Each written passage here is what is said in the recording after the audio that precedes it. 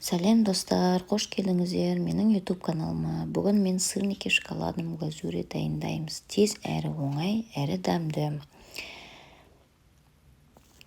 Құрамына творог 300 грамм,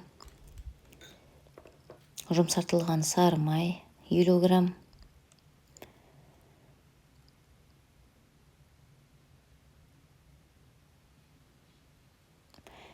кокосовая стружка 30 грамм, сахарная пудра 30 грамм. Салып, бәрін бір қалыпты масса шығарып, араластырып аламыз. Дайын болған массамызды батончикке ұқсас форма келтіріп аламыз қолмен.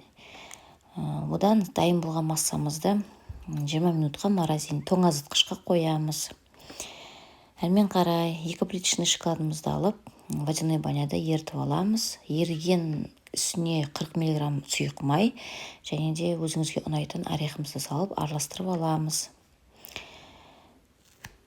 Әрмен қарай массамызды алып, зубочисткамен кіргізіп батырып аламыз шоколадқа. Жаймендеп пышақпен осылай шығарып аламыз видеодағыдай. Қалғандарында осылай жасап аласыз. Дайын болған сырникелерімізді мұздатқышқа 20 минутқа тағы қоямыз. Осындай сырниктерім дайын болды. Жасап көріңіздер. Өте дәмді әрі тез. Ас болсын.